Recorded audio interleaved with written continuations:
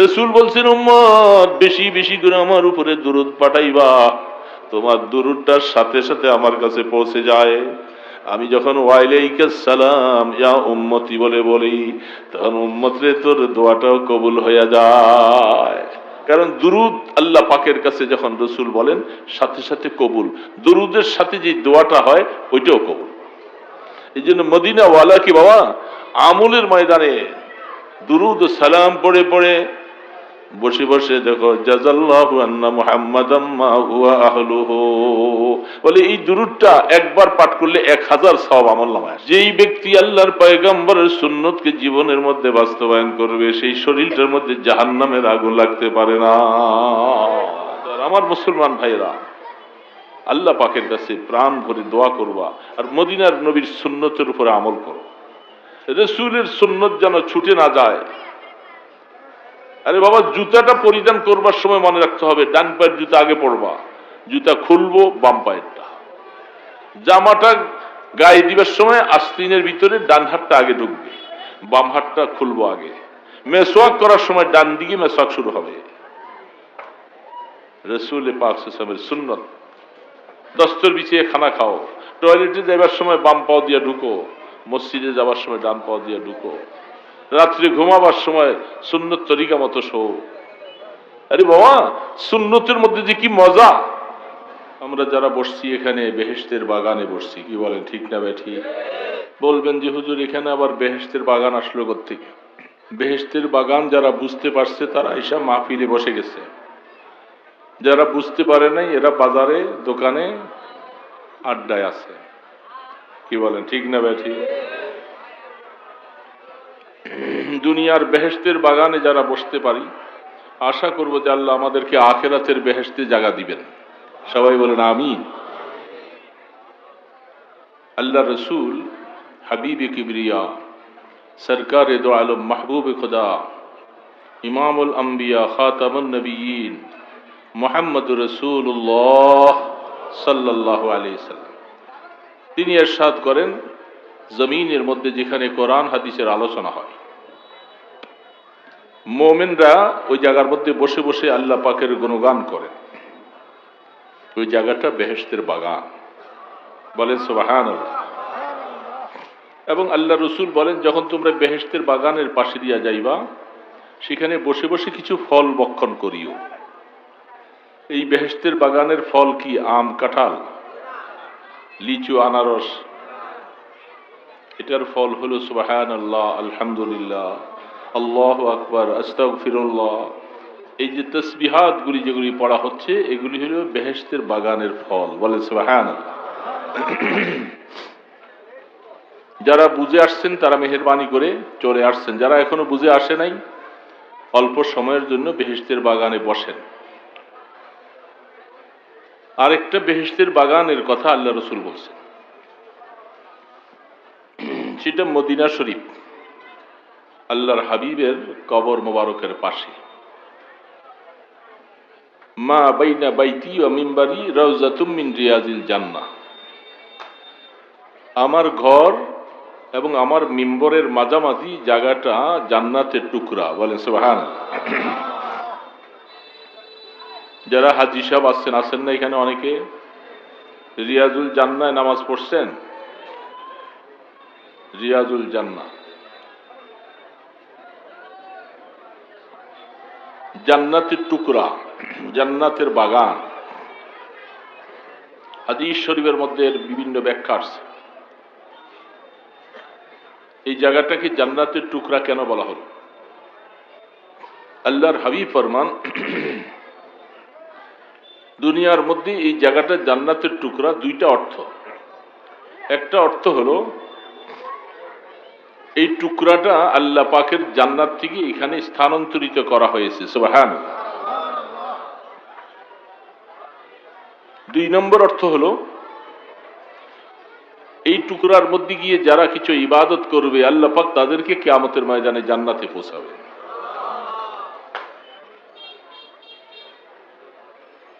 যারা হাজী সাহেব আসেন তো এখানে, ওইখানে নামাজ পড়তে অনেক খুব কষ্ট। আগেরকার জামানায় অনেকটাই সহজ ছিল, এখন অনেক কঠিন করে ফেলছে। ইচ্ছা করলেই ঢুকা যায় না। সেই জায়গাটার মধ্যে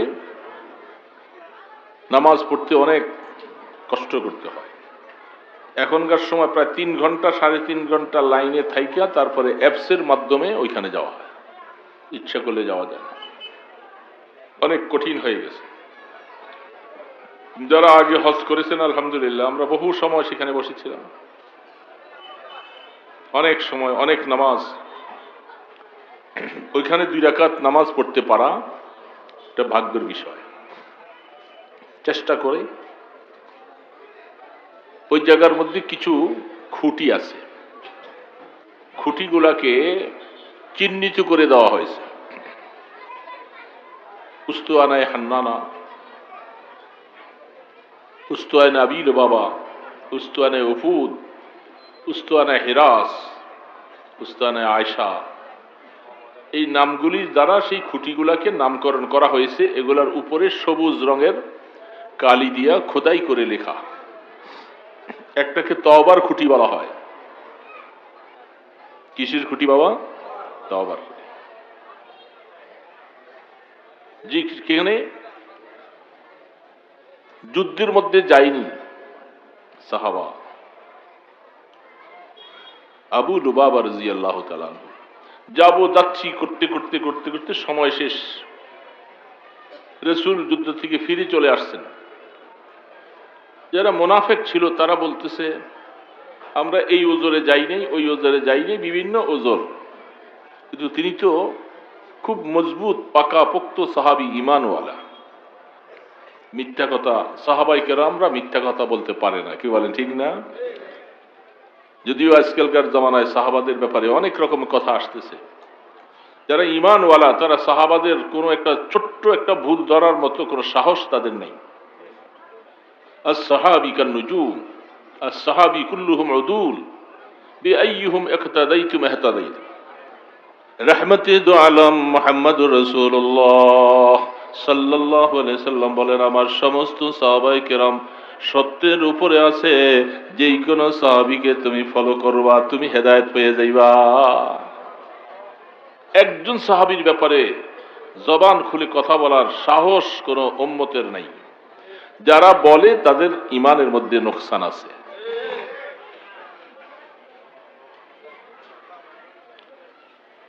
বারবার করে আল্লাহর রাসূল বলেন, সাবধান সাবধান সাবধান, আমার পরে লা তাত্তাখিযুহু গারাদাম মিন বাদি, আমার পরে আমার সাহাবায়ে কিরামকে কেউ তোমরা তোমাদের সমালোচনার পাত্র বানাইও না। যারা তাদেরকে মহব্বত করে আমি রাসূলও তাদেরকে মহব্বত করি। যারা তাদের সাথে শত্রুতা দুশ্মনী রাখো আমি রাসূলও তাদেরকে দুশ্মন ভাবি। কোন সাহাবাদের ব্যাপারে জবান খোলার মতো অধিকার আল্লাহ পাক দেন নাই। সেই সাহাবারা তাদের দিলটা আর মুখটা এক ছিল। তো আবু লুবাবা রাদিয়াল্লাহু তাআলা আনহু তিনিও আল্লাহ রসুলের সামনে যেয়ে বলতেছেন, ইয়া রাসূলুল্লাহ, আমি আসলে যাচ্ছি করে করে আপনি চলে আসছেন, আমি যাইতে পারিনি, অথচ আমি মজবুত সাওয়ারি তৈরি করে রাখছিলাম, পারিনি। কেন আমি এই ভুলটা করলাম? রসুলের সাথে আল্লাহর সাথে বিশাল ভুল হয়ে গেছে। নিজে ইচ্ছা করে মসজিদে নববীর খুঁটির সাথে নিজেকে বেঁধে রাখছে যে আমি আল্লাহর কাছে খাঁটি তওবা করব এবং আমাকে রসুল যতক্ষণ পর্যন্ত আইসা বান না খুলে দিবে আমি যাব না। প্রায় 15 দিন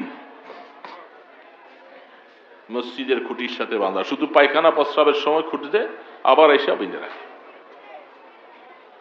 আল্লাহর হাবিবের সাথ ফরমান, আবু লুবাবা,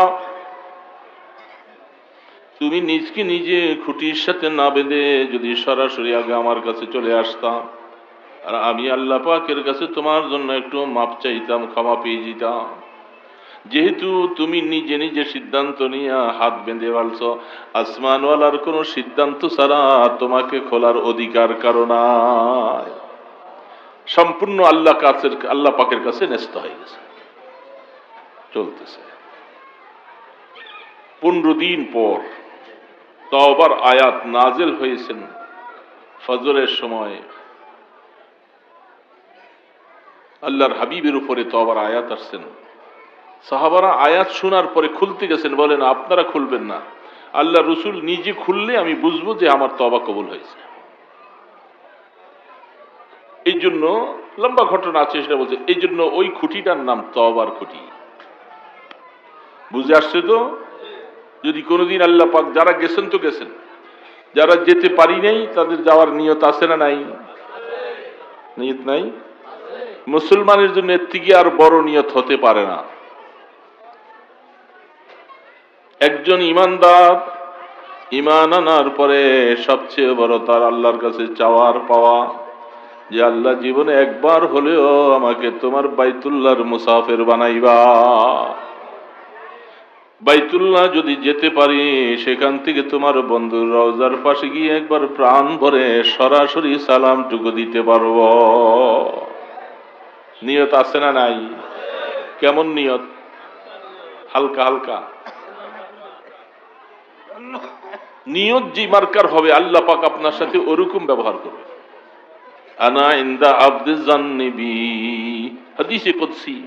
আল্লাহ পাক বলে, গোলাম আমার সাথে তোমার ধারণা যেমন হবে, আমি আল্লাহ তোমার সাথে ওরকম ব্যবহার করব। মদিনা যেতে মনে চায়, কেমন চায় এটা আল্লাহ বুঝবেন, আপনি বুঝবেন। হালকা পাতলা চাইলে হবে না, চাওয়ার মতো চাইতে। মদিনা যাওয়ার জন্য, বাইতুল্লাহ যাওয়ার জন্য কয়দিন নামাজ পড়ে চোখের পানি ছেড়ে আল্লাহর কাছে কাঁদছি।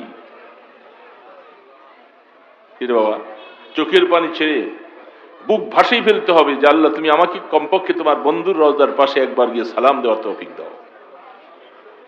যে মাহজুরি বারামুদ জান আলম তারহাম ইয়া নবী আল্লাহ তারহাম, না আখির রহমাতুল লিল আলামিনী, যে মাহরুমা চরা গাফিল নশিনী, আদিমে তাইফে নালাইনে পাকুন, সেরা কাজ রিশতা জামায়ে মাকুন।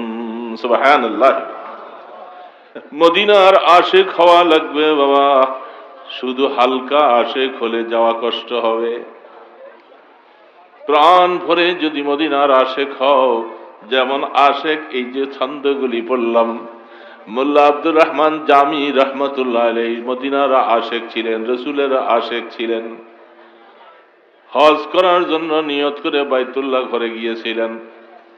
আমি যেভাবে ছন্দগুলি বললাম, এরকম 80টা ছন্দ নিজের রচিত করে লইয়া যাচ্ছেন। আমি মদিনায় যেদিন যাব, আল্লাহর বন্ধুর সামনে দাঁড়াইয়া এই ছন্দগুলি পড়ব। এশকে ভরা হজের পরে মদিনা শরীফ রওনা দিছে। যারা এখানে দাঁড়িয়ে আছি, আপনাদের বসার জায়গা নাই বাবা, একটু আগিয়ে বসেন, ওনাদেরকে একটু বসার জায়গা দেন। যারা অনেকে দাঁড়িয়ে আছে, আপনারা দুই একজন একটু আগিয়ে বসলে আমার ওই ভাইয়েরা একটু বসতে পারবে। বসার জায়গা থাকলে কেন আমি আরেকজনকে কষ্ট দেব? একটু আগেই বসি। পানির কাছাকাছি থাকলে ঠান্ডা লাগে, আগুনের কাছে গেলে কি লাগে ভাই? উলামায়ে কেরাম যখন বয়ান করবেন, তাদের পাশাপাশি থাকলে বরকত বেশি পাবেন। এই জন্যই তো হাদিস শরীফে আছে, জুমার দিন আগে আগে গিয়ে ইমাম সাহেবের কাছে, যেখানে খুতবা পড়ে, তার কাছাকাছি বসার চেষ্টা করবা। এটা জুমার দিনের আদবের মধ্যে একটা আদব। যারা বুঝে তারা কাছে থাকে। ভালো ছাত্ররা আমাদের সবকের মধ্যে, ওরা উস্তাদের কাছাকাছি বসতে চায়। যারা একটু ডামিস মার্কা, ওরা ওই পিছনের টেবিলে বসে। ঠিক না? কারণ ভালো ছাত্র কাছে থাকে, ওস্তাদ কি বলে কথাগুলি শুনে, নোট করে শুনতে থাকে, হাদিসের দর্শের মধ্যে ভাবে থাকে। এই জন্য যারা দূরে দূরে থাকেন, জায়গা পাইয়ে সামনে আসতে চায় না, পিছনে যায়, তো ভালো না। সহবত এমন একটা জিনিস, যে কথা বিভিন্ন দিকে চলে যাচ্ছে। তো মোল্লা জামি রহমতুল্লাহ আলাইহি তিনি হজ শেষ করার পরে মদিনা রওনা দিয়েছেন। বাবা দেখেন, আশিক, আমি যে বলছি আমি মদিনায় যেতে চাই, আমি কেমন আশিক, আমাকে কিরকম আশিক হতে হবে, এটা বুঝাবার জন্য কথা বলছি। মদিনার গভর্নর তো ওই দিকে তাকিয়ে আছে, মানুষ কথা বুঝতে চায় না। কথা বলতেছি এখান থেকে, চাইয়া রয়েছে ওইদিকে। কিরে বাবা, টিউবওয়েলের কাছ থেকে জগের মুখ বরাবর যদি গ্লাসটা না ধরা হয়, পানি ঢালতে থাকবেন, পড়বে গ্লাসে, সারা জীবন ঢাললেও এক ফোঁটাও। গ্লাসটা খুব দামি, বলে আমি ঠিল্লার কাছে নিব কেন, ঠিল্লা তো কম দামি, গ্লাস অনেক দামি। এই দামি গ্লাস ঠিল্লা বরাবর, কলস বরাবর নিতে হবে, কম দামি গ্লাসের কাছে না নিলে গ্লাসে পানি ঢুকবে না। ঠিক আলোচক যদি আপনার থেকে আরো কম দামিও হয়, আপনি সেই আলোচকের কথার প্রতি কানটা কিভাবে পেতে থাকতে হবে, তাহলে হেদায়েত ঢুকবে, তা নাহলে হেদায়েত ঢুকবে। হেদায়েত বহুত বড় জিনিস। এই জন্যই তো আল্লাহর পয়গম্বরের মজলিসে সাহাবায়ে কেরাম এমন ভাবে বসে থাকতেন যেন মনে হয় একটা পাখি তার উপরে বসলেও টের পায় না। এই অবস্থায় আমরা অন্যদিকে থাকি, চাই থাকি, কি থাকি। মদিনার গভর্নর রাত্রিবেলা স্বপ্নে দেখে আল্লাহর রাসূল বলতেছে, আব্দুর রহমান নামে একটা লোক মদিনার দিকে রওনা দিয়েছে, তাকে আটকে দাও। লোক পাঠাইছেন, এই কাফেলার মধ্যে কে আছে? আব্দুর রহমান মানে হ্যাঁ আছে, আপনাকে মদিনায় যেতে অনুমতি দেওয়া হচ্ছে না, আপনি যাবেন না। ফিরে দিছে। বাইতুল্লাহ ঘরে আইসা এমন ভাবে কাঁদতেছে, কানতে কানতে হার্ট ফেল হয়ে যায়, কি বেয়াদবি না জানি করলাম। ভিন্ন রাস্তায় আবার যাওয়ার চেষ্টা, মাঝামাঝি চলে গেছে। ওই দিন রাত্রে আবার স্বপ্নে দেখে, গভর্নর তোমাকে বলছিলাম আব্দুর রহমান যেন মদিনায় না আসে, জানি একে নিষেধ করলাম, আবার কেন যায়? আহা, যাচ্ছে। এবার বলছে যে খবরদার রাস্তায় যাওয়া যাবে না। ফিরে আসছে আবার ভিন্ন রাস্তায়, আবার পরের দিন আবার রওনা। আজকের স্বপ্নটা কঠিন, বলতেছে তোমাকে বারবার বললাম। উনি কেন? তা বলে ওগো আল্লাহর হাবিব, তাকে আসতে নিষেধ করতেছেন, কোন বেয়াদবি করলো কিনা বলেন, তাকে শাস্তি দিব, জেলখানায় আটকাবো। মদিনার পয়গম্বর বলতেছে, না না, খবরদার, কোন বেয়াদবি করেছে এই জন্য তাকে আমি মদিনায় আসতে নিষেধ করি নাই। সে আমার একজন খাঁটিয়া আশিক উম্মত, যেই ছন্দগুলি লিখে এশকের মধ্যে এইভাবে করে ছন্দগুলি লিখে লিখে আমার রওজার সামনে আইসা পড়বে, তার ছন্দগুলির অবস্থা এত এশকওয়ালা, এত মহব্বতওয়ালা, এটা পড়ার পরে আমি উঠে তার সাথে মুসাফা করা জরুরি হবে। আমার মুসাফা যদি হয়ে যায়, এটা হয়ে যায় কবর ফেটে যাবে, অন্য কিছু হয়ে যাবে, তাকে বলে দাও তোমার সাথে দেখা হবে ময়দানে হাসরে। যে মাহজুরি বারামুদ জানে আলম, তারহাম ইয়া নবী আল্লাহ তারহাম। এত মহব্বতের সাথে তার লেখা, কলিজাটা ফেটে যাচ্ছে। আরে বাবা, মহব্বত তো এমন এক জিনিস, মদিনাওয়ালার জন্য 16 দানা গ্রামে বসে বসে রাত্রে নিরিবিলি বসো, চুপচাপ করে মদিনাওয়ালার কাছে দুরুদ ও সালামের হাদিয়া পাঠাও, পাঠাইয়া দোয়া করতে থাকো, আল্লাহ টাকা পয়সা নাই আমি বুঝতে চাই না, আমার মনে চায় আমি একবার সরাসরি তোমার বন্ধুর রওজার পাশে যাইয়া সালাম দিব, মনে চায়। শুধু মনে চাইলে হবে না, মনটাকে ওরকম মদিনায় পাঠিয়ে দিতে হবে। মদিনায় যাওয়ার জন্য পয়সাও লাগবে না বাবা, শুধু দোয়াটা করতে থাকো, যদি উপরওয়ালায় তোমার জন্য মঞ্জুর করে দেয়, তুমি কিভাবে যাইবা টেরও পাইবা না।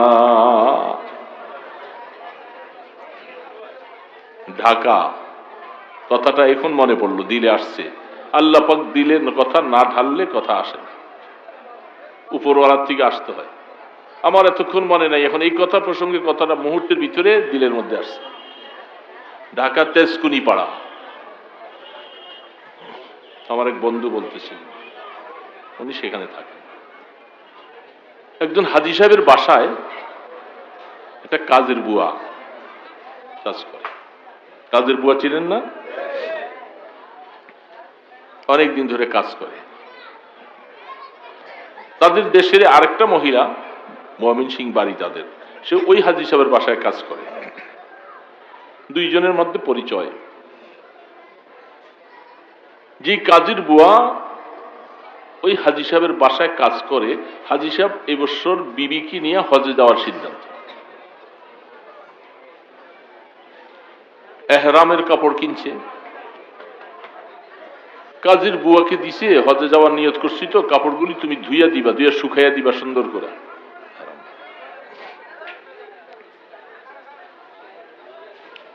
আল্লাহু আকবার। এই বাবা কথা বুঝেও তো তোমরা এই কোনাটার মধ্যে কেন ভিড় করতেছো? ছেলে পেলেরা তোমরা সরে যাও। কাজের বুয়া এহরামের কাপড় যখন ধুতে যায়, কাপড় ধুইতেছে আর মনের মধ্যে জোশ করে একটা আগুনের মতো ধাউ ধাউ করে জ্বলে উঠছে। মাওলা, গরিব হয়েছি, পরের ঘরে কাজ করতেছি, জীবনে মনে হয় কোনোদিন মদিনা মক্কায় যাওয়া নসিব হবে না। কাপড় ধোয় আর চোখের পানিতে এহরামের কাপড়টা ভিজে গেছে, চোখের কাপড় ধুইতে শুকাইয়া দিছে। তাদের কয়েকদিন পরে যাওয়ার ফ্লাইট হবে, টিকিট হবে। আল্লাহ পাকের কি এক মর্জি অবস্থা! হাজী সাহেবের পরিবার হঠাৎ করে পাও পিছলাইয়া পড়া ব্যথা পাইছে। তারও পাসপোর্ট হয়েছে, সবকিছু হয়েছে। এখন ডাক্তারকে দেখাইছে, কয়েকদিন চিকিৎসা করার পরে মোটামুটি একটু সুস্থ। হাজী সাহেব বলে যে আমার ওয়াইফ তো হজে যাওয়ার কথা। বলে হজে যাবেন তো ভালো কথা, তবে তাকে একটা হুইল চেয়ারের মধ্যে করে একে নিবেন। হুইল চেয়ার কে আবার ঠেলবে? আমি তো অসুস্থ, পারবো না। কারণ কেমন হইতেছে দেখতেছেন তো। কাজের বুয়া সে নিজে চিন্তা করছে, চুপচাপ করে বলে যে তুমি কি হজে যাইবা? কাজের বুয়া বলতেছে আমাকে কি বলতে হবে, কি সম্ভবের কথা, একটা রসিকের কথা বলতেছে। বলে না, যেহেতু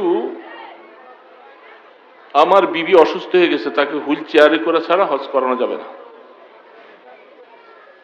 ওই বেচারি খুশিতে বাগবা। অল্প সময়ের ভিতরে বলে কেমনে হবে, পাসপোর্ট হয়ে গেল।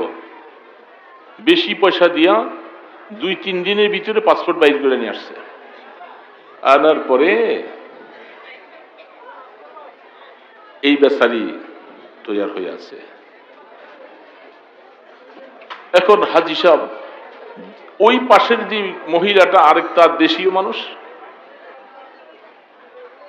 সে বলছে, শুনছে, শোনার পরে বলে যে তুমি একটু ওই বাসায় কাজ করো, থাকো, আমি একটু হজে যাব। হজে যাওয়ার পরে আল্লাহ পাক কপাল খুলে দিছে, একসাথে ফ্লাইটে উঠে গেছে। সে যাইয়া যখন ওই মহিলার হুইল চেয়ার ঠেলে ঠেলে যাইতেছে বাইতুল্লাহ ঘরের কাছে, যে এত সে তো পাগলের মতো উন্মাদের মতো হয়ে যাচ্ছে। দোয়া করছিলাম, কয়েক ফোঁটা চোখের পানি এহরামে পড়ছে, আর আল্লাহ তাকে বাইতুল্লাহ টেনে নিয়ে আসছে। যেমন কান্নাটা দিছে, উপরে মঞ্জুর হয়ে গেছে। কোনদিন জীবনে কল্পনা ছিল, হজরতে চলে গেছে। এরকম অনেক ঘটনা আছে আমার কাছে। বাবা আপনাকে কি বলবো, এটা বলতে গেলে অনেক সময় ওয়ালা ফখরা আলাই ওয়াল্লাহ, কসম বা খোদা, আজ থেকে প্রায় 40 বছর আগের কথা। তো আমি বিক্রমপুর এক মাদ্রাসার মহতামি করি। তো মাঝে মধ্যে আমার ওখানে বাসা ছিল, বাচ্চারা 2-3 ছোট।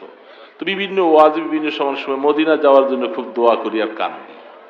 তো আমার বিবি সাহেব বলে যে আমরা সামান্য যে বেতন, ওই সময় বেতনই হলো 800 টাকা বেতন, সংসারই চলে না, বাচ্চা কাচ্চা নিয়ে আবার মদিনা যাবো কি করে, এই দোয়া করতেছিলাম।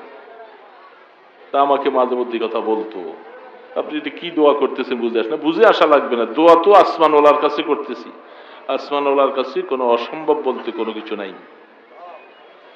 আল্লাহ পাক কেমনে মঞ্জুর করছেন জানি না, আমি ফিকির করে চেষ্টা করে, ওই সময় 90 সালে 70,000 টাকা লাগে, চেষ্টা করতে করতে 50 মতো ব্যবস্থা করছি, আর বাকি 20,000 টাকা টান। তো মসজিদে একদিন এলান করলাম যে আল্লাহ দোয়া করতে থাকেন, যে আমি ইনশাল্লাহ যাওয়ার চেষ্টা করছি। এক বান্দা জোহরের পরে কানে কানে এসে বলে, হুজুর আপনি শুনছি হজে যাবেন, আমি 20,000 টাকা দিয়া আপনাকে হজের টাকাটা মিলাই দিই। বাস, এই যে আল্লাহ শুকুর শুরু হলো, এই যে কতবার আল্লাহ নিয়েছে এটা আমার হিসাব নেই, কাগজ কলমে হিসাব করা যাচ্ছে না। এখন অসুস্থ হয়ে গেছি, যাইতে পারি না, হাঁটতে পারি না, মনে চায়। এরকম বহু আল্লাহর বান্দা বাবা, চাওয়ার মতো যদি চাও, আল্লাহ কিভাবে যে কবুল করবেন এটা আপনি চিন্তা করতে পারবেন।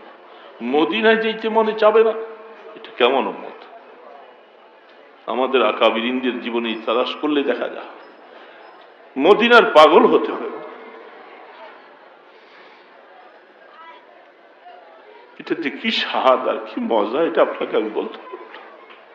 মদিনা রওজা পাকের সামনে যাইয়া চোখের পানিগুলি ধরে রাখতে পারবেন, কারণ আল্লাহ রসুল হায়াতুন নবী জিন্দা কবরে আরাম করতেছেন। পাশে যাইয়া যখন সালাম বলি, সালামের জবাব দেয়, অনেক সময় কোন কোন রাওয়ায়াতে আছে তিনি দেখেনও। সেই রসুলের পাশে যে সালাম দেওয়া, রসুল বলছেন মান জারানি কবরি ওয়াজাবাত লাহু শাফাআত, আমার ইন্তিকালের পরে আমার কবরের সামনে যে এসে জিয়ারত করবে, আমি রসুল তার জন্য সুপারিশ করা ওয়াজিব হয়ে যাবে, আমি কিয়ামতের ময়দানে তার জন্য সুপারিশ করব। এই জন্য জীবনে বারবার যেতে মনে চায়, বারবার যেতে মনে চায়, হাজারো কষ্ট হাজারো ত্যাগ সব কিছু সব ভুলে যায় মদিনা শরীফ রওজার পাকে দেয়া। আহা, এই জন্য বলতেছিলাম যে দোস্ত, এখানে বসে থেকে আপনি সেটা যদি তৈরি করতে না পারেন, দিন নবীকে কতটুকু ভালোবাসবো আমি, আমার জীবন থেকে বেশি ভালোবাসতে হবে, আমার মা বাবার থেকে বেশি ভালোবাসতে হবে।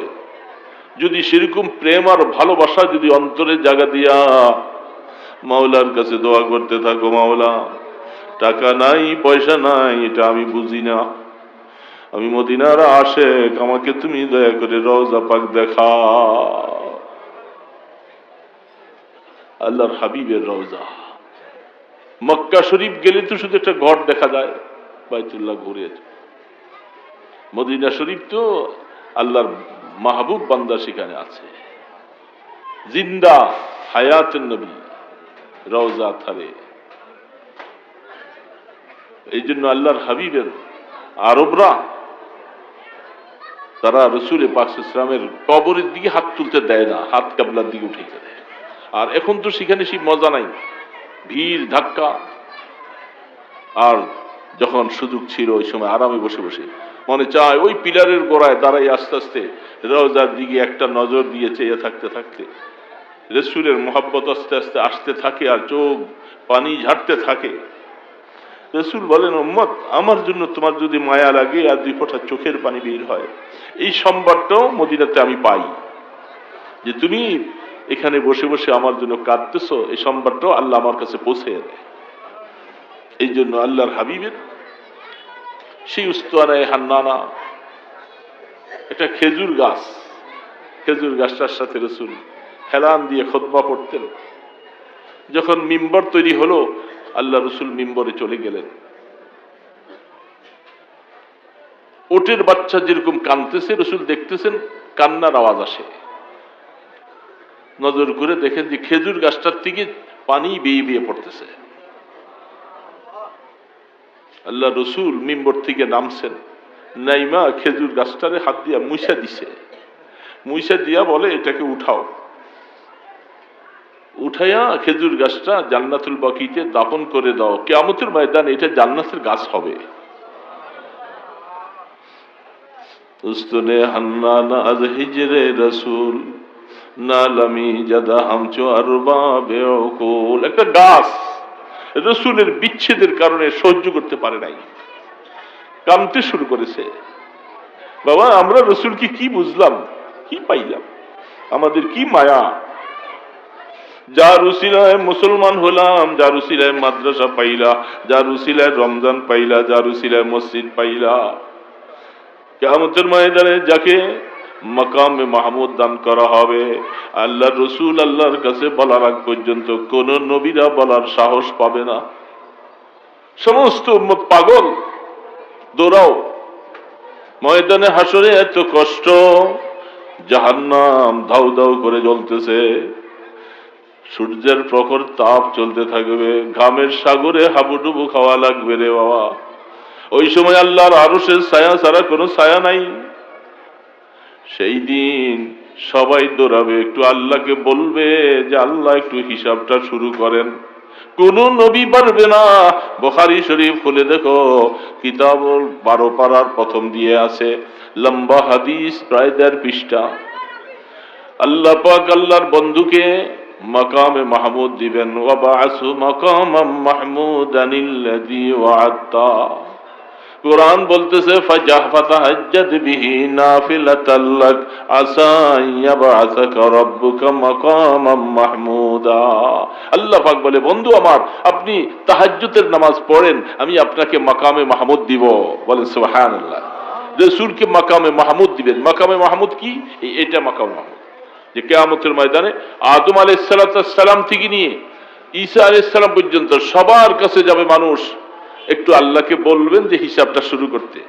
সমস্ত নবীরা বলে আল্লাহর সাথে কথা বলার মতো সাহস নাই আজকে আমাদের কারণ। আল্লাহ পাকের জালালিয়তের মধ্যে এমন অবস্থায় আছে, কে বলবেন আল্লাহকে যে আল্লাহ আপনি হিসাব শুরু করেন? কেউ বলতে পারে না। সর্বশেষ ঈসা আলাইহিস সালাম বলবেন, আপনারা একজনের কাছে যাইতে পারেন, তিনি হলেন আখরি জামানার পয়গম্বর মুহাম্মদ রাসূলুল্লাহ সাল্লাল্লাহু আলাইহি সাল্লাম। তার কাছে যান, তিনি একমাত্র আল্লাহ পাকের গোস্বা থামাইতে পারবে, আর কেউ পারবে না। আল্লাহ রসুলকে যে যখন বলবেন সমস্ত মানুষ, আল্লাহকে একটু বলেন হিসাব করতে, ময়দানে হাসরি কষ্ট তো আর পারি না। রসুল বলবেন যে হ্যাঁ, তোমরা থাকো, ক্ষান্ত হও, আমি আল্লাহকে বলতেছি। এই সর্বপ্রথম আল্লাহর সাথে কথা বলবেন একমাত্র আপনার আমার নবী মুহাম্মদ রাসূলুল্লাহ সাল্লাল্লাহু আলাইহি ওয়াসাল্লাম, হিসাব শুরু করার জন্য। আর কারো অধিকার নাই, কেউ পারবে না। বাবা রসুল তো আমরা পাইছি, চিনি নাই, তাকে মায়া করতে জানি না, কেমন মায়া করতেছি। আহা, খেয়ালে আরিফা বাশদ মোহাম্মদ, জমালে দিলবরা বাশদ মোহাম্মদ, ফলক রা বাহিজা বাশদ মোহাম্মদ, জমিরা ইজ্জশা বাশদ মোহাম্মদ। সমস্ত মখলুক আল্লাহ রসুলকে নিয়ে তারা গর্ব করতেছে। জমিন কান্দে, এ মাওলা, তোমার বন্ধুকে তুমি আসমানে রাখিয়া দিলা, তুমি বলছিলা আমার কাছে পাঠাবে, আমাকে একটু সান্ত্বনা দিবা। জমিন বছরের পর বছর, হাজার হাজার বছর কাঁদতেছে। আল্লাহ পাক বলে, জমিন ক্ষান্ত হও, সময় মতো তোমার কোলে আমার বন্ধুকে পাঠাবো। জমিন কাঁদতেছে। 570 খ্রিস্টাব্দে আল্লাহ পাক তার বন্ধুকে জমিনে পাঠাইলেন, হযরত মা আমেনার ঘরে পাঠাই দিলেন। এখন আসমান আবার কাঁদতেছে, আল্লাহ আপনার বন্ধুকে আমার থেকে নিয়ে গেলেন খালি করে। জমিন খুশি। মেরাজের রজনীতে যখন জমিন থেকে বন্ধুকে আবার আসমানে যখন নিয়ে যায়, জমিন বলতেছে মনে হয় আমার থেকে খালি করে নিয়ে গেল। জমিন কাঁদতেছে আবার, আল্লাহ বন্ধু থেকে আমাকে মাহরুম করে দিলা। আল্লাহ পাক বলে, জমিন তুমি ক্ষান্ত হও, কিয়ামত পর্যন্ত তোমার কোলে আমার বন্ধুকে শোয়াইয়া রাখব। আমার বন্ধু জমিনের মধ্যে যতদিন থাকবে, তার উসিলায় সর্বত্র ভাবে গজব দিয়া হালাক করব না। এই মাটির মধ্যে বন্ধু শুয়ে আছে। এই জন্য বাবা, রহমতে দো আলম চিনতে পারি নাই, যার উসিলায় সব কিছু। রসুলকে চিনি নাই, বুঝি নাই, সারাদিন কয়বার দুরূদ পড়েছি রসুলের জন্য। এর বাবা কয়বার পড়ছি? 100 বার, 200 বার, 500 বার রসুলের উপর দুরূদ পড়ছি? পড়ি নাই। রাসূল বলছেন, উম্মত বেশি বেশি করে আমার উপরে দুরূদ পাঠাইবা, তোমার দুরূদটার সাথে সাথে আমার কাছে পৌঁছে যায়। আমি যখন ওয়াইলাইকাস সালাম ইয়া উম্মতি বলে বলি, তখন উম্মতরে তোর দোয়াটাও কবুল হয়ে যায়। কারণ দুরূদ আল্লাহ পাকের কাছে যখন রাসূল বলেন সাথে সাথে কবুল, দুরূদের সাথে যে দোয়াটা হয় ওইটাও কবুল। এই জন্য মদিনা ওয়ালা কি বাবা আমলের ময়দানে দুরূদ ও সালাম পড়ে পড়ে বসে বসে দেখো, জাযাল্লাহু আন্না মুহাম্মাদাম মা হুয়া আহলুহু, বলে এই দুরূদটা একবার পাঠ করলে 1000 সওয়াব আমলনামায় আসে। আল্লাহ রাসূল বলছিলেন যে মদিনা শরীফে এমন একটা জায়গা আছে, যে জায়গাটা সম্পর্কে যদি আমার উম্মতেরা যদি জানতো, তারা লটারি ধরে ধরে ওই জায়গার মধ্যে যাওয়ার জন্য চেষ্টা করত। এই জায়গাটা কারো কাছে ব্যক্ত করেননি, শুধু আম্মাজান আয়েশা সিদ্দিকার কাছে রাসূল বলছেন। আল্লাহ রসুল যখন দুনিয়ার থেকে চলে গেলেন, আম্মাজান আয়েশা সিদ্দিকা রাদিয়াল্লাহু তাআলা আনহা তিনি চিহ্ন করে দিয়েছেন যে এই জায়গাটা। এই জন্য ওইখানে একটা খুঁটি হয়েছে, ওই খুঁটিটার নাম উস্তানে আয়েশা। যেই জায়গাটার মধ্যে যাওয়ার জন্য উম্মতেরা লটারি দিয়া মারামারি করে যাওয়ার জন্য ব্যস্ত, কারণ যেখানে গেলেই হাত তুললে দোয়া কবুল, হাত তুললে দোয়া কবুল। আহা বাবা, ইমাম মালিক রহমতুল্লাহ আলাই ৮০-৮৫ বছর বয়স, মদিনা শরীফে হাদিস পড়ায়, বয়স হয়ে গেছে। ওই জামানায় তো গাড়ি ঘোড়া নাই। তিনি ওটের পিঠে উঠার জন্য অনেকে বলছেন, আপনি এত কষ্ট করে চলেন, আপনার জন্য একটা সাওয়ারির ব্যবস্থা করি, ওটের পিঠে উঠে আপনি চলাফেরা করবেন। ইমাম মালিক রহমতুল্লাহ আলাই বলেন, মদিনার পরিবেশের মসজিদে নববীর আওতার আশপাশে আমি সাওয়ারির উপরে উঠার মতো আমার সাহস নাই, কারণ রহমতে দো আলম কয়েক গজ নিচেই তো শোয়া, কয়েক গজ নিচেই তো রসুল শোয়া, আমি এর উপরে সাওয়ারির মধ্যে উঠে আমি কিভাবে চলব, আমার সাহস হয় না। তিনি হাদিস পড়াচ্ছেন রওজা আথারের পাশে বসে। একদিন সবকের মধ্যে ইমাম মালিক রহমতুল্লাহ আলী ওনাকে কোন একজন ওনার বন্ধু মানুষ ৩৬০ দিন ৬৫ দিনের জন্য এক জোড়া করে কাপড় বানিয়ে দিয়েছে। তিনি একদিন গায়ে দিয়ে ওইটা আবার দান করে দিতেন। সারা বৎসরের জন্য জামা কাপড় একদিনে বানিয়ে দিতেন। তো জামাটা গায়ে দিয়ে তিনি সবক পড়াইতেছেন, সবকের মাঝখানে দেখা যায় হঠাৎ করে চেহারাটা কালো হয়ে যায়, মলিন হয়ে যায়। কি হয়েছে? সাহাবাই কেরাম ওনার ছাত্ররা সবকের মধ্যে, হুজুর কি সমস্যা, আবার একটু পরে সবক পড়ায়। হতে হতে দীর্ঘ সময় এরকম চেহারাটা মলিন হয়। সবক শেষ করে কামরার মধ্যে গেছে, যে বলে জামাটা খোলো। জামাটা খুলে দেখে জামার ভিতরে একটা ছোট বিচ্ছুটা জামার ভিতরে ঢুকে এটাকে কামড় দেয়। কামড়টা দিলে বিষ লাগে, খুব কষ্ট হয়, চেহারাটা মলিন হয়ে যায়। ৮০টা কামড় দিছে, ৮০টা। তিনি এর মধ্যে ছাত্ররা বলে, হুজুর প্রথমবারই তো আমাদেরকে বলতেন যে আমরা জামাটা খুলে ওটাকে মেরে ফেলতাম, ওইটাকে বলে যে আমি যে হাদিস পড়াইতেছি, আমি দেখতেছি আল্লাহ রসুল আমার দিকে চাইয়া রয়েছে, আমি হাদিসের সাথে রসুলের সাথে বেয়াদুফি হবে, এই জন্য আমার মতো ইমাম মালিক, আমি হাজারো বার মরে গেলে আমার কি আসে যায়, রসুলের হাদিসের সাথে যেন বেয়াদুফি না হয়। এই ছিল মদিনা আশেক ছিল তারা বাবা। এরা আল্লাহ রসুল কি ভালোবাসতেন, কি প্রেম আর কি ভালোবাসা ছিল। ইমাম আবু হানিফা রহমতুল্লাহ আলী মদিনা শরীফে সফর করেছেন, তো উনি 3 দিন থাকবেন সেখানে। ইমাম মালিক রহমতুল্লাহ আলী ওনাকে একসাথে পাইয়া অনেক মসলা মাসাইল শিখলেন। পরে বলে যে বন্ধু দোস্ত, মানুষ মদিনায় আসলে যাইতে চায় না, আপনি কেবল যাওয়ার জন্য ব্যস্ত থাকেন। তিনি বলে যে না, আমি থাকতে পারবো না। কেন, সমস্যা? বলে আমি বলতে চাই না। পরে বলে, আমি এই আজকে 3 দিন ধরে আছি, যে আমার এখানে 3 দিনে পায়খানা প্রস্রাব বন্ধ। আমি যেখানে বসি আমি দেখি যে রসুল আমার দিকে চাই আছে, আমার সাহস হয় না, যে আমাকে তাড়াতাড়ি বিদায় দাও, আমি মদিনা শরীফের এরিয়ার থেকে সরে যাই। এই দোস্ত, বন্ধু, মনে চায়, এই যুবক বাবা, মদিনা যাইতে মনে চায়? মদিনা শরীফে যাইয়া কোনো বেয়াদবি করা যায় না। হজের মৌসুমে আমরা সবাইকে অনেক সময় বলি, আমাদের সাথী যারা ছিল অনেক সময়, মক্কা শরীফে অনেক কিছু করেছো, কিন্তু মদিনা যাওয়ার আগে সব সাবধান হয়ে যাবে, দাড়িগুলি কামাবে। তো সেখানে দাড়ি কামাইয়া যাইও না। হজের মধ্যে আসো, দাড়ি কামাইছো, আল্লাহ পাক অনেক হালিম, অনেক ভদ্রবার, ধৈর্যশীল, তিনি পাকড়াও করেন নাই। কিন্তু মদিনা যাওয়ার সময় দাড়িগুলি আর হাত দিবা না। রসুলের রওজার সামনে যাইবা দাড়ি ছাড়া, রসুল যদি আল্লাহ না করে একটু নারাজ হয়ে যায় তো তোমার হজ বাতিল, সব বাতিল।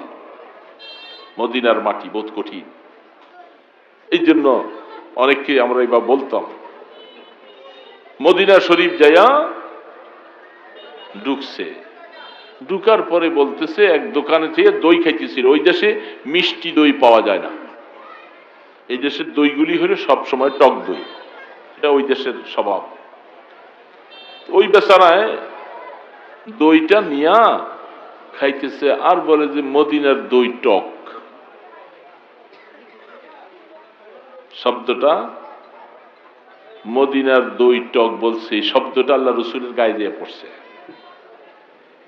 মদিনার মালিক যিনি, তুমি টক লাগে বলছো। এই দই খাওয়ার পরে পেট ব্যথা শুরু হয়েছে। পেট ব্যথা হতে হতে হতে হতে ডাক্তার হাসপাতালে যতখানে দেয় কোনো ওষুধে কাজ করে না, শুধু চিৎকার করতেছে। ডাক্তারটা দিনদার জিজ্ঞাসা করতেছে, ভাই মদিনা আসার পরে কিছু খাইছি কিনা, কিছু বলছে কিনা? তখন সাথী বলতেছে, হ্যাঁ একটু দই খাইছিল, টক দই। খাওয়ার পরে সে বলছিল মদিনার দই টক। ডাক্তার দিনদার মানুষ, বলে যে তাড়াতাড়ি করে মদিনার থেকে তাকে সরাইয়া বাহিরে নিয়ে যান, নতুবা মারা পড়বে। কারণ মদিনার মালিক নারাজ হয়ে গেছে।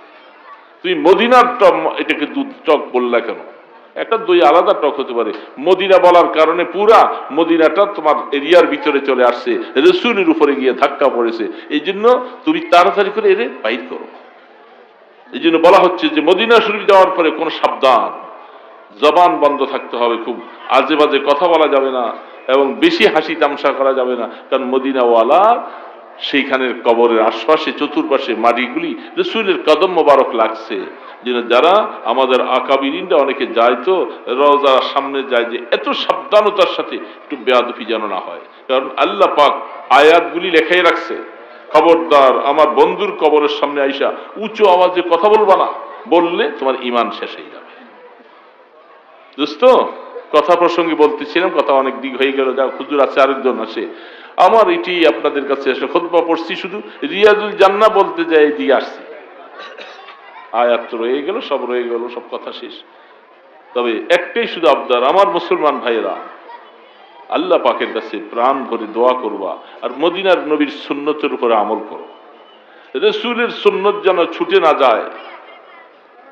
আরে বাবা, জুতাটা পরিধান করবার সময় মনে রাখতে হবে ডান পায়ের জুতা আগে পরবা, জুতা খুলবো বাম পায়েরটা। জামাটা গায়ে দিবার সময় আস্তিনের ভিতরে ডান হাতটা আগে ঢুকবে, বাম হাতটা খুলবো আগে। মেসওয়াক করার সময় ডান দিকে মেসওয়াক শুরু হবে, রসুল পাক সাল্লাল্লাহু আলাইহি সুন্নত। দস্তর বিছিয়ে খানা খাও, টয়লেটে যাবার সময় বাম পাও দিয়ে ঢুকো, মসজিদে যাবার সময় ডান পাও দিয়ে ঢুকো, রাত্রে ঘুমাবার সময় সুন্নত তরিকা মতো শো। আরে বাবা, সুন্নতের মধ্যে যে কি মজা! দস্তর বিছিয়ে খানা খাও। হযরত আনাস রাদিয়াল্লাহু তাআলা আনহু বলেন, আমি একদিন আমাদের ঘরে আল্লাহ রসুলকে দস্তরে বিছিয়ে খানা খাওয়াইছিলাম। তার মা হযরত উম্মে সুলাইম রাদিয়াল্লাহু তাআলা, রসুল সেই ঘরে বেশি বেশি যেতেন, খুব ভালোবাসতেন। সেই দস্তরটা হযরত আনাস রাদিয়াল্লাহু তাআলা আনহু এটাকে যত্ন করে রেখে দিয়েছেন। দুনিয়ার থেকে আল্লাহর হাবিব চলে গেছেন, তো দস্তরটা কিছু ময়লা হয়েছে। হযরত আনাস বলে যে আমি একটা পরীক্ষা করবো আজকে। কি? রসুলের হাত লাগছে দস্তরের মধ্যে। ওই দেশের ওই জমানার দস্তরটা এরকমই ছিল, যেটা অনেক সময় তোমাদের রুটি কিছু অনেক কিছু রেখে খেতে পারতেন। তিনি দস্তরটা একটা লোহার কাঠির মধ্যে ঢুকাইয়া আগুনের মধ্যে এইভাবে ধরছে, আগুনের মধ্যে ধরছে। আগুন দস্তরটাকে পুরা একেবারে আবৃত করে ধরছে। ধরার পরে দেখে যে দস্তরের একটা সুতাও পরা যায় নাই, শুধু ময়লাগুলি পুড়ে গেছে। হযরত আনাস বলতেছে, আল্লাহ আদি যেই দস্তরের মধ্যে নবী মুহাম্মদ রাসূলুল্লাহর হাত লাগছে, এটা আগুন স্পর্শে কেমন করবে? যেই ব্যক্তি আল্লাহর পয়গম্বরের সুন্নতকে জীবনের মধ্যে বাস্তবায়ন করবে, সেই শরীরটার মধ্যে জাহান্নামের আগুন লাগতে পারে না। এই জন্য বাবাজিরা মনে রাখা লাগবে, রসুলের সুন্নতকে ভালোবাসো, সুন্নতকে ভালোবাসো, রসুলের আদর্শকে ভালোবাসো। এটার বরকতের উসিলায় আল্লাহ পাক মাফ করে দিবে। মহব্বত করো। রমজান মাস আসতেছে, রমজানের জন্য অনেকে বেশি ওয়াজ করে। আমি বলি রমজান বেশি ওয়াজ করবো কেন? যার অন্তরে আল্লাহ পাকের মহব্বত আর মদিনাওয়ালার ভালোবাসা থাকবে, সে আবার রোজা ছাড়ে কেমনি? সে কেমনি রোজা ছাড়ে? রোজা ছাড়তে পারবে তো ওই ব্যক্তি যার দিলের মধ্যে আল্লাহর ভয় নাই, রাসূলের ভালোবাসা প্রেম নাই, সে পারবে রোজা ছাড়িয়ে দিতে। রোজা আবার ছাড়বে কেন? জি, রোজার দ্বারা গুনাহ মাফ হয়ে যাবে। রমজান মাসে একজন মানুষ মোমেন মারা গেলে কিয়ামত পর্যন্ত তার কবরে আযাব মাফ হয়ে যায়। এটা সাধারণ কথা। জুমার দিন ইন্তেকাল করলে কবরের আযাব মাফ কিয়ামত পর্যন্ত। মোল্লা আলী কারি রহমতুল্লাহ আলী মিশকাতের মধ্যে অনেক লম্বা ব্যাখ্যা লিখেছেন, বলার সুযোগ নেই, বাবুল ইতিসামের মধ্যে দেখবেন। তো সেই রমজান মাস আসছে না, আইসা পড়ছে না, একবারে কাছে না। যুবক বাবাদিরা, বুড়ারা তো ইনশাল্লাহ রাখে, যুবক বাবাদিরা আমরা কি রোজা ছাইড়া দিব? যাদেরকে আল্লাহ পাক শক্তি দিয়েছেন, বালেগ হয়েছেন, রোজা ছাড়ব না। দিনটা খুব বড়, বড় দিন হলে অসুবিধা কি? রোজা রাখাবে কে? কে রাখাবে? আমার টেনশন কেন? আমি রাখবো তার জন্য, রোজা রাখাবেনও তিনি। আমি রোজার নিয়ত করবো, বাস দেখবেন যে কিভাবে আপনার দিন শেষ হয়ে যাবে, আপনি টেরও পাবেন। হ্যাঁ, ঠিক না? রোজা ছাড়া এমনি উপবাস থেকে দেখেন তো সারাদিন কলিজা ফাইটা যাবে পানি পিপাসায়।